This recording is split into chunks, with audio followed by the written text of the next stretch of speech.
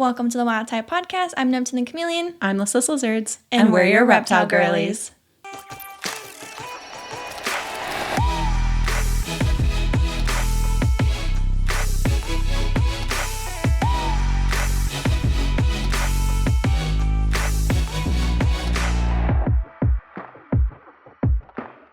Well, happy day after St. Patrick's Day. The day after, yes. But I feel like it falls into the weekend, the whole week. 100%, 100%. And technically, we will have just gone to Tinley, which means we will have seen the Green River. Yes. On St. Patrick's Day weekend in Chicago. This is the downside of pre-recording episodes. Is we're anticipating. We're hey, it hasn't happened yet. We hope we had fun. So the Tinley episode will probably, if I guess, 2 weeks after this. By the time we have, don't hold us to that, but it's going to be a little bit after this. It's not going to be the next week's episode. Oddly enough, though, last week's episode, we both wore green. And then in this episode, we did not. That's so I didn't want to wear green because I just wore green. And then we coincidentally both wore green. And it wasn't even our that's St. Patty's really episode. Funny. Oh man. I mean, of course we never get the poppers when we're supposed to be celebrating something. But we do nail it sometimes. Occasionally. Just not on the obvious ones. We do it on the really obscure, weird. For sure. Weird options. We're very timely in the sense that we get our podcast done in advance and are very on top of that. But when it comes to getting on top of our holidays, we're lacking a little bit. I think our segments are on top of it, but I think we could probably step it up as far as decor and attire to be complementary to those. Agreed. Those segments. We promise you guys we will work on that. Halloween costumes coming this year. Heck yeah, I'm so down. I will go all out for Halloween if you do. Oh, say less. But we have some exciting reptile room updates. I'm very excited. Please tell the people. I'm very, very excited. And I hope and think that by the time this episode comes out, I will have posted these videos as well. But I have officially gotten Nessie, my African fat-tailed gecko. She's a little tiny baby nugget. So cute. She's so freaking cute. But I have officially moved her into a bioactive enclosure. And this is a huge upgrade. This is the first time that she's been on loose bioactive substrate. This is the first time she's getting all of the lighting. So UVB, halogen, and the plants and everything. She's had different things at different points, but that she finally has the full trifecta of everything plus with live plants. So we're very excited for Nessie. And how's she doing so far? So she's doing so far. Days in. We're a couple days in. She, I think at this point, has only been in there for less than 48 hours. And so she's doing really well. She's definitely picked 2 hides that she prefers that she's been in. She has, 3 and then multiple hiding spots within the enclosure, within the plants and stuff. But she's chosen 2 hides that she really loves. And I'm not surprised with the ones she picked. Of course, she prefers those. It makes perfect sense given, her little personality. Cute. But so she's doing good. I have yet to witness her basking just yet. So I'm waiting for that. I'm cryptic basking. Yes, cryptic basking. Go back to our vocab episode. Yes, with her little leg or tail sticking out or something. I'm very excited. We'll see. But so I'm hoping to catch her basking. And then the other update is that I have also built out, and I'm almost done with Voldemort's enclosure as well.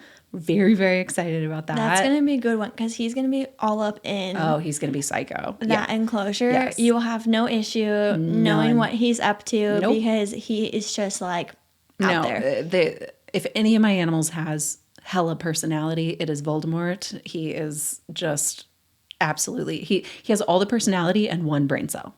Very true. Yeah. So that's what I like to say about him. That is a very accurate description of him. He has more personalities than he does brain cells, for sure. But so I am moving him into a 4x2x2, and it unfortunately is not going to be bioactive. And the reason for that is that I've done multiple types of substrate with him over the years, and I unfortunately have landed on the fact that he just does the best on aspen.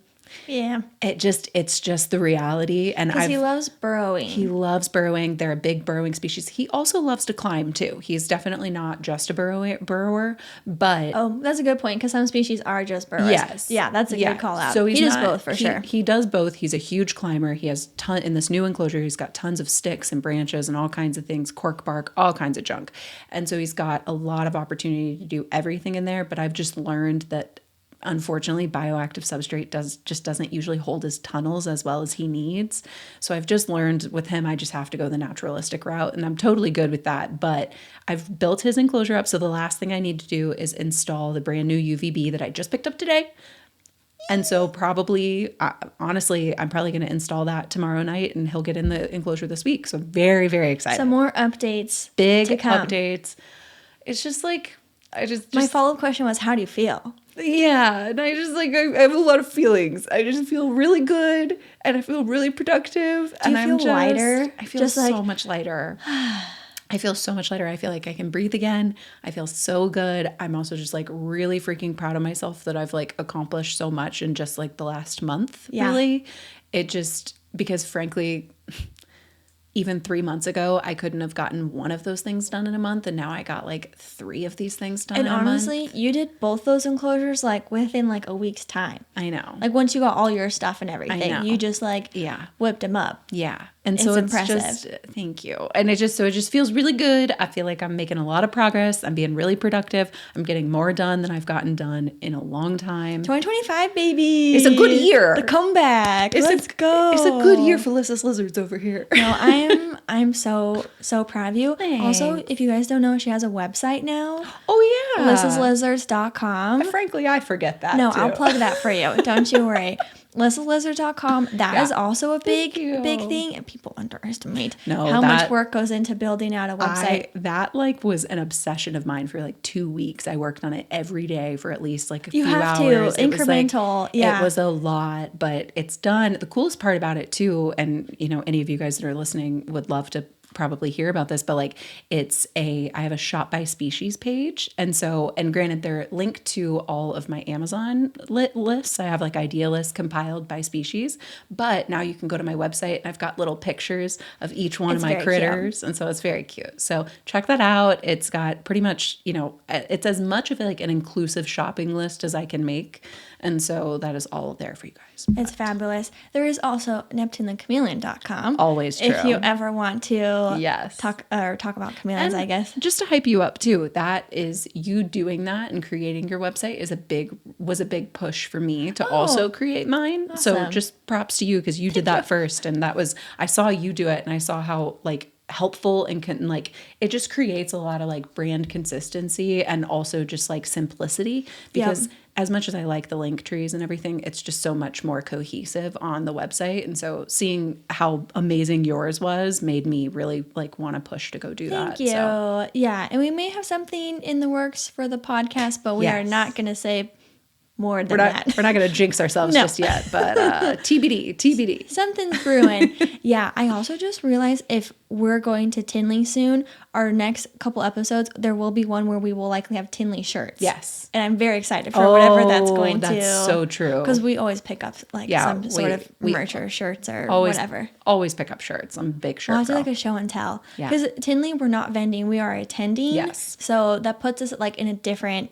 hat perspective than vending because then we're shopping, we're looking, you know, we're walking around and stuff like that. So we're doing a little more exploring, a little bit more content filming, a little bit more shopping. I'm kind of really excited for that because as much as I love vending, I do love the vending aspect. It's just a completely different experience. It's just a different mindset. You go into it wanting to do different things and prioritize different things, and so I'm kind of excited to be in that realm. Yes. So we will debrief you guys on whatever's to come. But stay tuned. So something I wanted to bring up with St. Patrick's Day, for those of you who don't know, there's like this kind of myth that St. Patrick was the one that kind of like ran out all the snakes in Ireland. And like it's like a religious, mythical kind of like thing. Let me just throw this out there too, because I'm sure I've never one time heard of this ever. It's on the internet, so it must be true. No, but But that's why, like, when you told me about this, I was like, what the heck are you talking about? Like, I want to know more. So, like, please do tell, because I know nothing about this, and I find it super interesting. Yeah, it's like there's like different interpretations of it, but like one of them was that like St. Patrick was like fasting, and then a snake like bit him, and then he kind of like ran out all the snakes in Ireland. It doesn't have a lot of legitimacy to it because Ireland is an island. Right. And so because of, Ice Age and how islands separate and whatever, like there are no native snakes to Ireland. And that was when you first mentioned this to me. That was like my first thought. I was like, I don't think they have a lot of snakes over there naturally, right? There are snakes now in the pet trade because of like, of course. in the 90s, like they got popular and everything else, but like there aren't any native snakes, and that's due to Ireland being an island versus like other areas are close enough that like snakes could potentially swim. Ireland's just too far. Yeah. And I think with like the temperature of the water and whatever, science, but like there aren't science. there aren't snakes. So it's just kind of like a funny tidbit as we're like a reptile podcast, but then also it's like St. Patty's. It just kind of made me chuckle. I just think that's so cool. It's so funny, like the random little like myths and things that are out there. Snakes are historically evil. Yes. Right? Mm-hmm. When we're talking about like theology, but also like culture and like, pop culture and movies and whatever else, like historically like snakes are evil. So it's you like ran out all of the like evil snakes, and then you and I are like, come my precious, let's hang out with the snakes, the evil snakes. I know. Yeah. So and that's and in the reptile hobby, I mean, reptile girlies, tell me if you've experienced this. I certainly have experienced the occasional comment or the occasional person telling me that my pets are evil and all that. So it is like also like just a fascinating thing of where that stems from. My chameleons are evil. They have told me that I am evil for having a chameleon and I should leave them in the wild. That's a whole nother. We don't want to get into that discussion today. Yeah. I just thought that was kind of funny with like St. Patrick's, but going with the theme of St. Patty's, green, feeling lucky. Yeah. This idea popped into my head and I thought it was just so clever. It's so cute. Discussing different times in our reptile keeping journey hobby where we have felt lucky. And there are so many times. And that's open for interpretation of what feeling lucky is to you in your own like reptile journey. So like would love obviously to hear your stories from our listeners and stuff like that. But the first one that came to mind when I thought of this was a flashback to my very first apartment when I had Neptune and I had him on this big tree from Home Goods, like one of the little fake trees. But if you know, it's like the pot is just foam and then there's just like little baby rocks sprinkled on top. Little moss. Yeah. So I was on my balcony and I was like, natural, UVB, D3, all this. And I'm like, I don't know, reading a book or on my phone, whatever. And this gust of wind comes and knocks over my tree. And like 2-year-old baby Neptune, not baby, but like juvenile, not sub-adult. old Neptune. Yeah. He was like 1 or 2. He flips, like the whole tree leans over and I'm on the 3rd floor balcony. And because of where Neptune was positioned on the tree and the angle that it tipped over, Neptune was I'm making me like, no, I'm getting anxiety just listening to this again. He was dangling 3 floors off the ground. Bro, literally my worst nightmare. That's so terrifying. And I'm like, because I have since learned whenever I use that tree, I literally get weights. Yes. Like dumbbell weights that I put on the pot to secure it. Learn from us, please. But like the sheer panic that rippled through my body. Yes. I have to imagine it is the closest I could get to a parent feeling as their child like runs into oncoming traffic. Yes. And you're just like, so that's what it was. And then I quickly pulled him back to safety and I felt very lucky. As you should, because you were very lucky in that situation. Because while chameleons can take a fall, I don't think they could take a 3-story fall. Hell no. Absolutely not. That would have been not even going to go there. We cannot think about that. That would have been horrific. You got very lucky. We're very happy that you got lucky. We're very grateful. So mine, I am lucky that I still have an eye. Oh, yes. Could you imagine if you had an eye patch? Oh, my God. Or a little, like, prosthetic eye or something? Terrifying thought. But like, so what I'm talking about is my one time that Tarzan bit me in the face. And when I say, and I know I've shared this before, but like, yeah, I think it was like the biting episode or something. Yeah. But it was literally, I mean, I have like the photo of it because I obviously went and made a TikTok immediately after it happened. Yes. Had to. Logan was, I'll never forget because Logan was there when this happened, but like, we were sitting on my bed. I'll just share it again. And Logan was sitting there watching, and I was inspecting. I saw a little weird scale on Tarzan, the tip top of Tarzan's head. And he actually still has that weird scale. It's just like a slightly discolored scale. And I was like getting really close looking at it, and he just popped me right in the face. And I immediately was like, oh, I'm an idiot. Like, that was for sure my fault. I'm super dumb. Like, get out of my space. Yeah, and I was like, that's fair, bro. I feel that's fair. I will absolutely respect your space, dude. But Logan was sitting right there, and I immediately was like, did that just happen? He was like, did he just bite you? And I was like, I don't know. And Logan was like, yep, there's blood. Yep, that just happened. I was like, cool, I'm gonna go make a video. And he was like, what? I was like, yeah, obviously. Okay, but the potential for my anaconda just bit me in the face. Yeah. You're like, I have to film this. I immediately have to film the blood coming out of my forehead right now. But where he tagged me, and maybe I'll just like share the post on the photo on my story or something when this goes live. But it was literally on like the bridge of my nose to the point where like his bottom jaw had been under my eyebrow. On like my he like got your eyebrow bone. He got my eyebrow bone. Yeah, it was literally just minusculely away from my eyeball, and he easily could have like blinded me. So done some damage for sure. You can't even tell that there's like there's nothing. No, it didn't even scar. There's like nothing there. So but lucky. Super freaking lucky. And very lucky. And that's why now any videos that I have of like holding him, it's I don't even let him get remotely close to my face now. I learned that lesson. It is we keep a distance between our faces. So for the best. For all parties involved. Yes, absolutely. So very lucky, very grateful and lucky to still have an eyeball. But you guys see the vibe of this segment, though? Yeah. I thought this would, because I think all reptile keepers have experience, either with their animals, themselves, or circumstances where we all just, those karma points, you just exchange them and you say, thank you. Thank you. I will accept this good luck. And I will cherish it. And then that next time the semi's trying to merge in front of you during traffic, you're like, go on, help yourself. Please continue. Take your time. No rush. Feel free. Okay, so my next one where I feel lucky was we just did our episode on dropping tails. Yes. Right? My crested gecko, Pluto, knock on wood, has not dropped his tail. Yes. Despite moving multiple times while he was in his enclosure. That is an impressive feat. I just have to say, as someone whose crested gecko did lose his tail within the week of moving, props to you.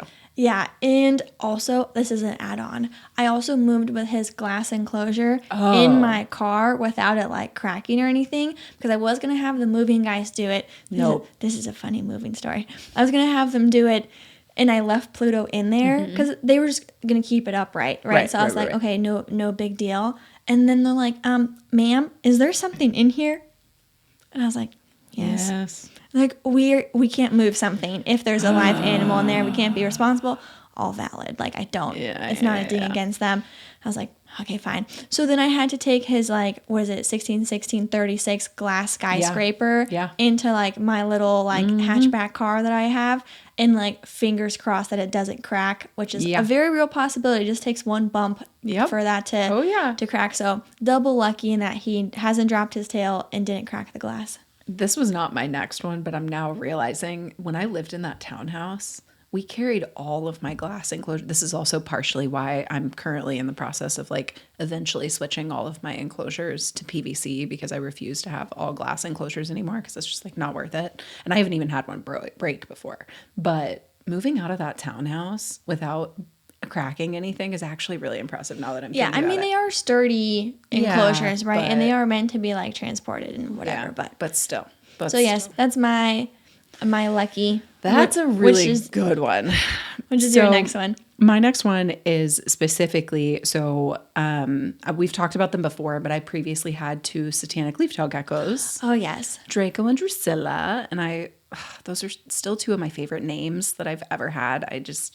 Big Buffy the Vampire Slayer fan with Drusilla, and then Draco, Harry Potter. You just gotta love it. And the D&D. I know, it was so cutie. The alliteration is very cute. It was so cutie. But so we've talked about this in the past too, but we had driven down to go and pick them up together. This was like a big moment in like our friendship. But I found them for like the best deal in the freaking world. It was what made it worth the drive. Yes, it was worth a round trip. It was 9 hours that we were in the car, like 8 to 9 hours. It was worth the drive because I got 2 satanic leaf-tailed geckos a pair for $500. They are usually $400 to $600 for one. I got 2 because this guy was moving, so he was just like trying to get rid, quickly sell them. Yeah. So I got lucky. It was the steal of like, it's probably one of the best deals I've ever gotten on any critters, and I was very excited about that. No, absolutely. So speaking of like stumbling across like good deals, so my next lucky one is actually finding Apollo and Luna, who are Christopher Parsons. Apollo has since passed, so if you're listening, you're like, who's Apollo? Yeah. He was my male Christopher Parsons, and then I still have Luna, my female Christopher Parsons, but I got them at the same time, and we have a couple local reptile shops. We're grateful enough to have that, but I almost said lucky enough, but I'm trying to use different words. And I walk into the reptile shop. Oh, actually, I think they had posted on social media they had them. Mm-hmm. And I went in, I think, with you. Yes. And I was like, we gotta go check these out. And I was just kind of standing in the back. I was the friend that was just like supervising all the questioning and making sure that like we were getting good responses. And I was just sitting back like, okay. And we do have plans to do an episode of like all the reptiles we got together. So I will save the story time for all that for that episode because I'm very much looking forward to that. A good reminder for me so I don't just tell the story for you on accident. Of them. No, you're good. So good. But the part that I feel lucky about is like Christopher Parsons are not commonly bred. There's only a handful of people in the U.S. who are breeding them. And these 2, I asked all the breeders. Oh, yeah. They were not any of their babies. Like the timing with the clutches, like they just weren't there. So the most likely scenario is that they were imports, but not from the wild, but more likely from like a European breeder or something like that. Is kind of what I've been able to piece together over the years. But like to find 2 unrelated, like for the price I did, they were still like $1,000, but like they were not cheap.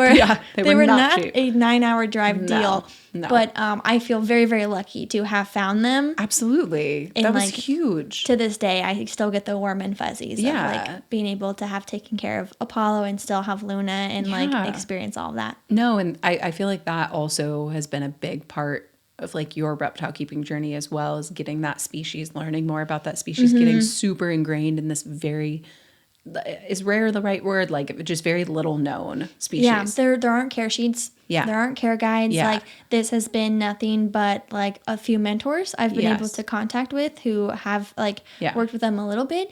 And then my own chameleon keeping experience of like my own knowledge and observations of like being able to keep them healthy. And like there's not a set supplement schedule. There's not a set UVB or misting schedule the same way there are with other chameleon species or reptiles in general. Yeah. So this is what we've alluded to in past episodes of like starters like species versus ones that kind of like are a culmination of experience. While there's not a ton of people working with them, you can pull on your past experience to then be successful in raising them. So I've had Luna for almost 6 years now. So I feel like I'm at the point where I could probably make a care guide, at least based off of how I've raised her. So I do have plans maybe later this year of doing like a Christopher Parsons care guide video type thing. But I think that would be really cool for sure.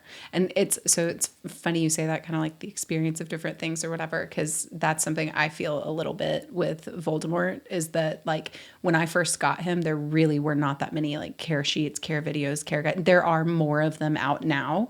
And so like I think Reptiles has one now, which is great. And I've been utilizing that to help improve my stuff. But like what we were talking about about earlier with the aspen and stuff, that's all based on like just my experience and my observation and me witnessing what he prefers, what he seems to thrive in, what he seems to not thrive in. Like you just kind of figure that stuff out over time sometimes. And it's just interesting. But speaking of, one of my lucky things is that he hasn't bit me yet. That is lucky. I genuinely don't know how that hasn't happened yet because... Watch it happen when you move him into this enclosure. I was going to say that. I genuinely think that when I move him in this week, at some point in the next like 6 months, I would not be surprised if he tags me. Knock on freaking wood. But we'll see how it goes because he just... We will update you. Don't you worry. He comes at you with that open mouth because he just only, like I said, no brain cells. So I don't know how I've gotten lucky enough to not get bit by him yet. Same. Whenever I feed him, I go full stealth mode. Out. I know. No, it's literally like, here you go. It's like, don't get me. Bon appetit. Goodbye. It's like it's a drive-through service. Now that I'm going to have him in this enclosure, though, I am going to try to work on, which is why I think I'm going to get bit at some point. I'm just going to work on socializing him more because the new enclosure he's going to be in is a little bit more accessible. It's like front opening and stuff, and I think that's going to help a lot. So I'm going to try to work on socializing him a little bit more. We'll see how that goes. Good stuff. Good stuff. Yeah. Can we just give some love to Pangea Reptile? I mean, always. My geckos cannot get enough of their gecko food. Mine are actually pretty picky sometimes, but mine have never turned down the watermelon and fig and insects flavors. Pangea has so many flavors that even your pickiest gecko will find one they love. A quick shout out because it's been such a fun project to work on my chameleon kits with Pangea. We've been able to provide amazing homes for hundreds of chameleons. With everything you need bundled into one easy kit, it's your one-stop shop for all your chameleon needs. And if that's not enough, we're always shopping their cork bark and feeding ledges too. You can find everything you need at PangeaReptile.com. Hey reptile girlies! By now you've heard us talk all about Scratches, the social app that helps exotic pet owners like us find their people. You can add photos of you and all your scaly babies, set your filter to reptiles, and start scrolling through your local pet parents who get it. Think of Scratches as your way of avoiding the ever-looming "so do you have any pets?" question. Whether you're looking for friendship, romance, or someone who can pet sit your critters, your community is just a new match away. Download Scratches today and start connecting with reptile keepers in your area. Available on iOS and Android. Did I have another one listed down? I think you did. Let's see. I forgot it. I don't have my notes today. You had Pluto. Facebook Marketplace. What? Oh, Dragon okay. Strand. Yes, thank you. Yes. I was like, huh? Okay, so this is another like lucky moment. This was even before I got Neptune. Mm-hmm. It was stumbling across a Dragon Strand enclosure on Facebook Marketplace. If you aren't, your face. I still am like my jaw just dropped. This was before her this. Time. We were not friends yet. I will never forget walking into your first apartment that I like knew you in, walking in there and you telling me that you found, and I knew what Dragon Strand was because I was like shook that you had one. And I remember you telling me that you found it on Facebook Market, and I was like, how the hell did you find this? Because it was hard to get them at that time. Yes, they were hot. Yeah. Well, and they would like sell out really fast. Mm-hmm. They're more accessible now, but like back then you like could not, I mean. Yeah, and this was like no one was doing excuse me, like hybrid enclosures or like these large enclosures or custom builds. Only. Like nowadays there's so many options. Enclosure companies now that can do builds. That wasn't really the case back like this was in like 5 years ago. 2018, right? Yeah. Yeah. Like I'll never forget walking in and being like, this is a Dragon Strand? And you told me, I was like, what? And people see my videos, and it's an old version now. Like, he has since come out with other versions. And they're like, oh, why does your Dragon Strand look different? I'm like, because it's a vintage. Because it's a vintage. It's a like collector's edition. OG design. Because I think, had Bill only come out with like 1 or 2 designs at that point? It was like very fresh. Yeah. So if you aren't familiar, shout out to Bill. Yes, Dragon Strand is his caging company for arboreal enclosures, not just for chameleons. People use them for lots of things, but arboreal enclosures. And so currently they go for like $500, $600, $650. I think right now is the current price point for like the PVC ones. So they're like pricey. Yeah, not cheap. Compared to like the similar size enclosure that's all screen is like $120, $150. Yeah. So these are, but I always say they're the Ferrari of chameleon enclosures, so people can understand. I'm like, no, this is like quality. Top tier. Like I still have Neptune's same enclosure. Absolutely. That's now like 7+ years old. Well, and just speaking for me, who like as soon as Barney passed, I got rid of his enclosure so fast because it was just like, it's not something I would ever use again. And so, but if I ever do get a chameleon again, you can guarantee I'm probably going to get a dragon strand. They're really nice. It's just like, so it's top tier. I'd have to look on my Facebook messages, but I want to say I probably paid like $200. Insane, dude. So freaking lucky. Yeah. And it came with like this custom drainage table thing. What ended up happening was like the guy's chameleon had passed away and he was just like done. You know, so I really want to know what the price was. I'd have to go like way back in my Facebook messages. But I like went with my boyfriend at the time and like we went to this man's house and like again, this little hatchback car that I've had has been great for reptile enclosures because I jimmy rigged that sucker in there that like barely fit. But yeah, very lucky. And I don't even think at the time I realized just how lucky I was. No, because especially it's even crazier in hindsight, frankly, because like that, like finding something like that is such a niche find. Like it is so, because even then it was like niche, because I feel like now people know Bill and his brand and all of that more now. And back then I feel like it was even like smaller. So it was like right place, right time. And you have to have like, you have to be local to the person, right? Because a lot of people on like the chameleon forums will be like selling their stuff, but you have to be in their city to like make it worth it. But yeah, that was very lucky. That was a very lucky find. I'll never get past that one. So, okay. So my next one is technically like, I'm just kind of combining two because it's the same scenario, but I feel very lucky and blessed with both of them. So Kermit, my tiger salamander, and Hazel, my Hog Island boa, both of them, their breeders like do not produce those species anymore.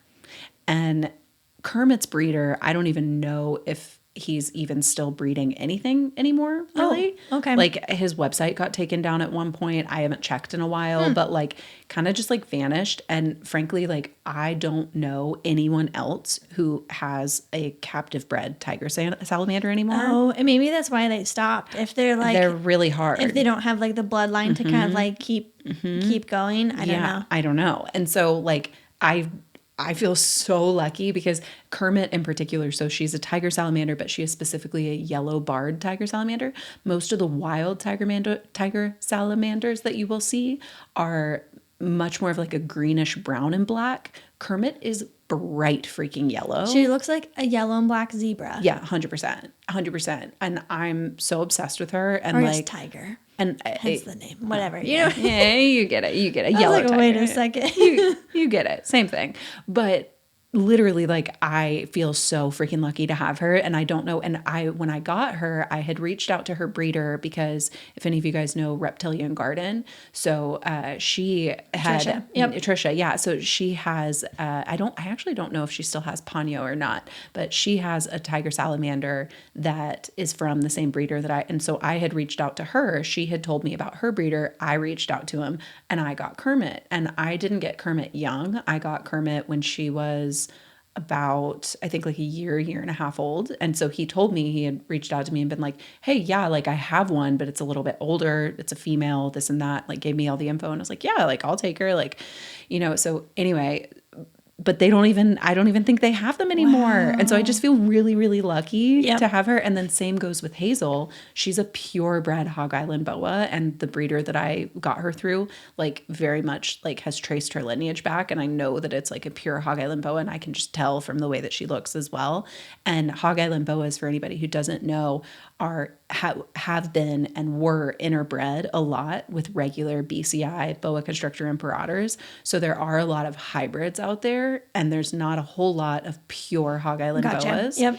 And the breeder that I got Hazel from also hasn't had a clutch of Hog Islands since her clutch. Or is it a litter? Or it's a litter because it's a boa. They do live birth. So same idea. Same thing. Grouping of baby snakes. But yeah, so he hasn't had a litter of Hog Islands since my Hazel in 2018. Oh. And every time I see him at expos, I'm like, you got any more Hog Islands? And he's like, nah, I don't have them. And I'm like, I got friggin' lucky, man. I got really lucky with both of those critters. And I'm very grateful because I'm obsessed with them. So I love it. No, and Kermit and Hazel are like staples. Yeah, they are. I mean, obviously all your animals are. But like those two in particular, definitely have a sweet spot for. I just love them. I just love them. So I feel very, very lucky with both of those. Did you have any other lucky scenarios? Triple check. Those were all mine. I think those were all of mine. Yeah, the last one that I had was just, I'm really lucky that I haven't been bitten by Voldemort yet. Yep. That's about it. More to come on that. Yeah, TB freaking D, man. We will see. We will see. Okay. Switching gears big time. I'm so excited. I'm excited that you're excited because to give you guys some context, yes, we will be eating Peeps. Yes. Now, for those of you who have been listening to the podcast for over a year now, or if you've been catching up on episodes, because lots of you are doing that, that's totally fine. There was an episode around Easter time last year. I think we were ranking Easter candies. Yes, I think so too. Which then presented the opportunity for me to go on this whole tangent about marshmallow Peeps. And I also learned something about my friend and how obsessed you are with Peeps. It is a part of my personality. And I had not known that yet for some reason. I knew that you liked them, but I didn't understand like the lore and like how deeply you love these very much so food item. The amount of times I've watched how it's made, the Peeps version. I've even made anyways, go watch that episode. Again. And we will have a version of that for our Easter episode. Yes. Come later this year. However, Valentine's Day has since passed.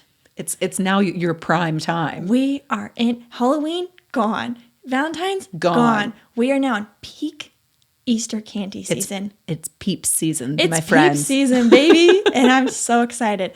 So if you remember last year, I was telling Lyssa how there's all these flavors.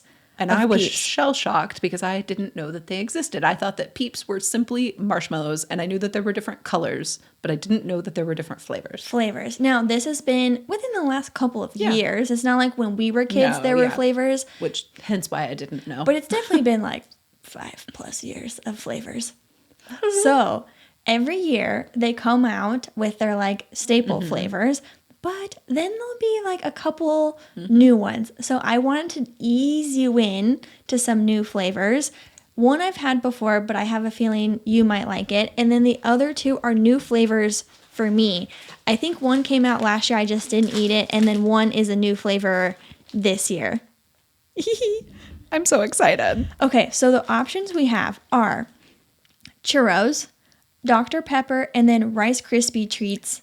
Which frankly very much confuses me, but we will give our opinions on all of them. We'll get into that prior to. So I will leave it to you as to which one you want to try first. Oh, I don't know, man. Okay, well, do we want to, because you haven't tried the churros, right? The only one I've tried is the Dr. Pepper one. Oh, okay. Well, then let's do that one first so that we can then try the other two together. Okay. So we're going to do Dr. Pepper first. And for anybody who doesn't know, I don't even think I've ever talked about this. I am a giant Dr. Pepper fanatic, so much so to the point where like... I'm going to open these while you talk. It might be a little noisy. Yeah. Snap, crackle, pop with It's funny because when I open them, I cut a knife down and over. Oh, but we don't have one right That's how I...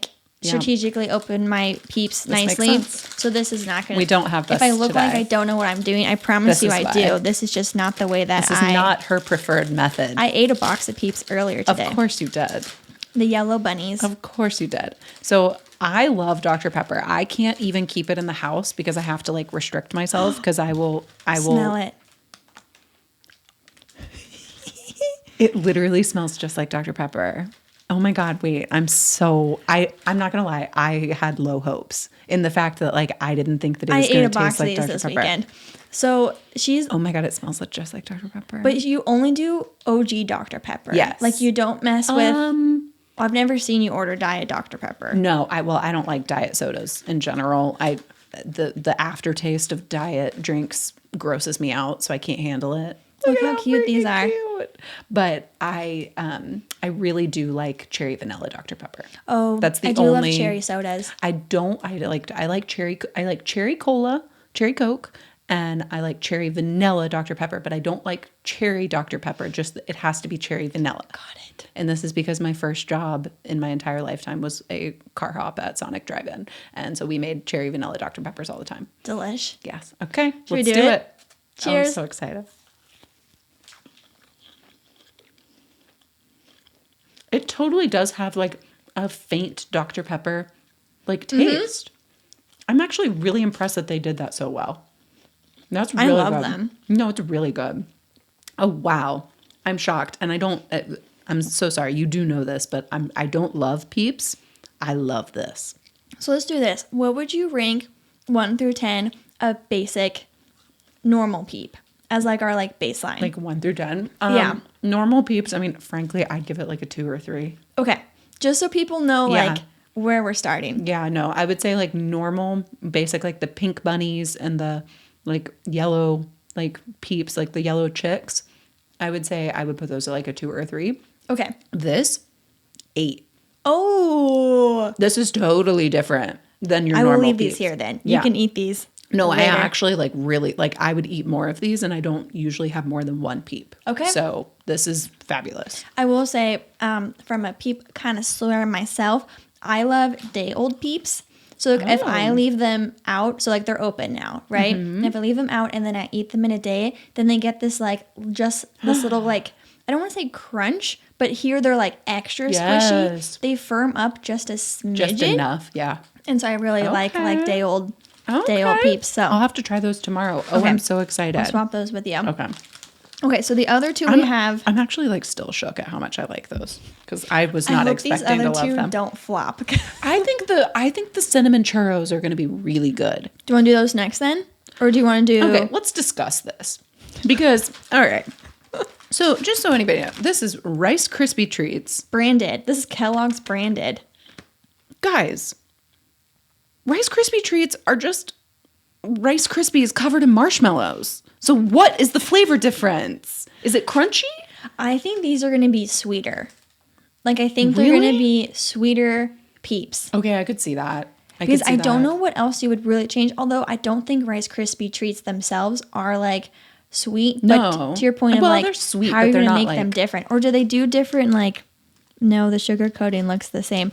Of just like the outside maybe was different. That's why when she came over I'll open these. Okay, I'll open these next. But when you first came over and were showing me these, I was like, what the heck? I thought the same thing. That's why I wanted to try them. I think these came out last year. Okay. I didn't eat them last year. They're so cute with their little like. Smell those. They're definitely sweeter. Oh, they're so much sweeter. I can totally. Those smell very different. Mm-hmm. Oh, I'm excited. Sweeter. I'm actually excited. That smells fantastic. Maybe you're just not an OG Peeps person. I think that's what I'm learning. The correct flavors for your sophisticated palate. Hang on, let's give it a sniff test. These are definitely sweet. Okay, you know what this smells like? This smells like a vanilla cream candle. Oh, I can see that. Like it smells like, you know, when you go to Home Goods and you sniff all the candles. I certainly do. That's what I love to do in my free time is go and sniff the candles at Home Goods and like buy cute candlesticks and stuff. This smells like one of those like sickly sweet, but in a good way, like those like overwhelming like vanilla candle smells. It's definitely vanilla-y. Ooh. They have birthday cake Peeps as well. I bet that's and good. This smells similar to the birthday cake. Yes. Yeah. It's very like vanilla birthday cakey flavor smell. Yeah. I'm also realizing they don't do any flavored bunnies. All their flavored Peeps are chick shaped. Mm-hmm. I bet that's by design. I bet that's like a quality control thing or something. Should we cheers it? Cheers.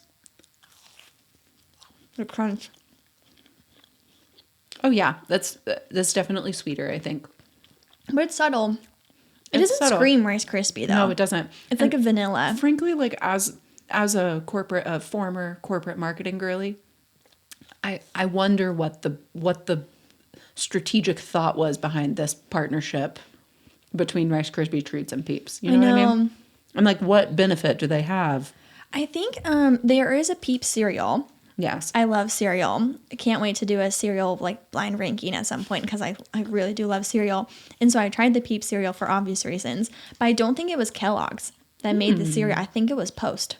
Interesting. I'll have to fact check that, but this is I do still like this better than the regular Peeps. Okay, out of 10.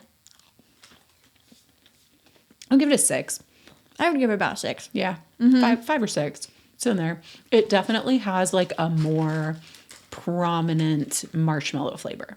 Like I do understand what you meant of like it is different. Yeah. Than the regular Peeps marshmallows. I feel like regular Peeps are kind of like one note, right? Like they're kind of flat in their flavor. Like there's not depth to the flavor. It's literally marshmallow, sugar. You get what you like. It sounds like this has more depth to it. It tastes kind of like marshmallow fluff. You know, the like marshmallow cream that you can get. It kind of tastes like that. I'd agree with that. It's more like that than like the regular Peeps. If you have a sweet tooth, like you sweeter things, then I would get these. If you think normal Peeps themselves are already too sweet, you won't like these. Then I think these are gonna just like be too much. Yeah, overdo it. Okay, here, I'll open these next ones. I'm very excited for these ones because I feel like this is going to be marshmallow cinnamon toast crunch, and I'm very excited about that. Oh, I can see that. Yes, so these are cinnamon churro, but I think these will be good because I think this is going to be. Look at you pulling out your little sleeve. I think these are going to be the regular marshmallow, just with the cinnamon sugar on top. Like I don't think the marshmallow itself is going to be flavored. That's what I think too. Okay. Oh, the cinnamon is stronger than I thought it would be. Do you go to Taco Bell often and get the cinnamon twists? I don't, but Logan does. But you know what I'm talking about? Yes. The crunchy cinnamon twists? Yes. I think these are. So Logan was eyeballing these. Yeah. Because I showed him the episode. So Logan, the Peeps, the flavors. Logan's a big, he loves cinnamon rolls. That's like one of his, like, you know, when you have a partner, you kind of sit there and like think about like the stupid little things that they love. One of the things that he deeply loves is cinnamon rolls. Okay. And so I think he's really going to like these. So if you like cinnamon rolls and then the cinnamon twists, yes, then I think those will be good. I think the churro name is cute too. Cheers. Yeah, it's cuter than like cinnamon sugar, right? Like I think churro is like a big deal. He likes churros too. Okay, let's try it.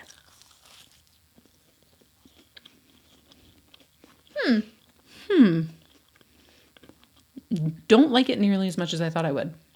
I'm not getting like cinnamon. No. Oh, so, okay. This is an interesting thought. Earlier today, when you first came over, you were talking about the hot tamale Peeps. Yeah. Right? So I personally think that there are two different types of cinnamon flavors. I'm getting really detailed here. I feel like there are two different types of cinnamon flavors. There is the sweet cinnamon flavor, and I feel like that is a very different flavor than like, say, the Fireball cinnamon whiskey or like hot tamales. Like, and this is not giving enough cinnamon sugar for me. Yeah. It's giving like almost like the spice of like tamale or Fireball whiskey. Yeah. And I don't like that for something that's so sweet. When I was thinking churro, I was thinking more like apple pie cinnamon. Yes, that kind of cinnamon and that's flavor. And that's exactly like when I think churros, I think like cinnamon rolls, apple pie. Like I think like baked goods cinnamon sweet. And this is giving like Fireball whiskey kind of spicy cinnamon. They're good. They just weren't what I had Not at all my what head. I had and I in think mind. the brown color like kind of trained my brain to think more natural cinnamon and not the like kind of artificial cinnamon. That's what it is. It's the artificial cinnamon flavor. Yeah. Which is still good. It's just like a different... I don't like it, and I kind of regret taking the second bite, if I'm being really honest. But no, so there are also hot tamale Peeps. Those are one of my favorites, but I also love hot tamales. Yeah. So the day I saw hot tamale Peeps... Yeah, you lost and I it. would have never put those two... Like, I would have picked a lot of other candies before I had landed on hot tamales to put. Kind of like this Rice Krispie thing of like, how'd you land on... Yeah, so random. That brand deal. But yeah, I think they're okay. I don't think I'd get them again. I'm going to rank these lower than Normal Peeps? Normal Peeps. Yeah, these are not. Like a 1? Yeah, like I kind of regret eating the whole thing. And I'm having to force myself to swallow the last little bits because I can't spit it up on the pod. Okay, so not No. not the churro ones. I don't think they're that. They're okay. They're okay. I'm being a little bit dramatic, but I also, it's funny because Logan is such a cinnamon guy. I am not a big cinnamon person. So, but I do love churros, which is why I had high hopes. Yeah, they're not it. No. Alrighty. But I'm obsessed with the Dr. Peppers, and the Rice Krispies are really good too.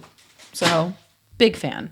2 out of 3 for someone who doesn't like Peeps. Honestly, isn't bad. But I will say, I only had 3 Peeps, and I can already feel the sugar going straight to my brain. I have like a box in a sitting. I know. And you're just like, it's going right to your head. What do you mean? I don't understand. I don't have. What do you mean? You're like, I don't experience that. What are you talking about? And I'm like, because I don't get me wrong. I eat sugar. It's not like I'm like big on sugar. I just like, I'm so much more of like a carb girl. Like I would take a bowl of loaded mashed potatoes over like a plate of cookies any day. That's just how I am. Do you know on the Peeps box, it says a fat-free treat? No. There's zero fat That's in a insane. box of Peeps. I mean, okay, that makes sense, but that's also such like is it on the back? Is it? I don't see it, but that's hilarious. Well, on the regular one. No, it does say zero sat fat. Yeah, zero grams. That's hilarious. But it's also like such a cop out. It's like, okay. Oh yeah, on the original one, like a fat-free treat. And you're like, ooh. It's like, okay, but you're it's taking fat-free, like but it's like 100 grams of sugar. Yeah, like that's so, per chick. God, marketing, man. It's so misleading.